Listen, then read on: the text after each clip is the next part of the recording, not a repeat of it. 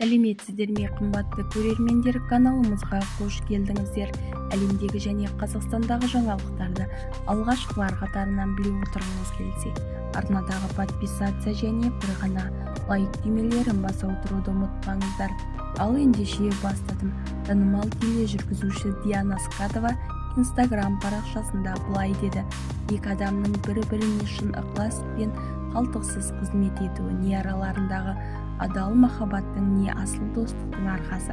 Сүйіп үйлену ғана қызық, әдемілігіне ғана қызығып, үйлену базардан керексіз нәрсені жақсы болған үшін ғана сатып алғанымен бірдей. Махаббат барша байлықтан күшті, бірақ күштіге де көмек керек. Сол сияқты махаббат өзін байлық пен барлықтың қоса қолдауын ұнатады.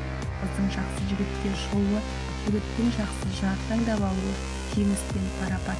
Алдымен жеңіске жету қымбат, ал жеткен жеңісті баянды ету одан да қымбат. Қыз әр халықтың асыл қазынасы. Ол өз халқының қанын жүрегінде сақтап, оның жанын болашақпен жалғастырады. Нұршайықовтың сөзі менікі емес, деді Диана Скатова Instagram парақшасында.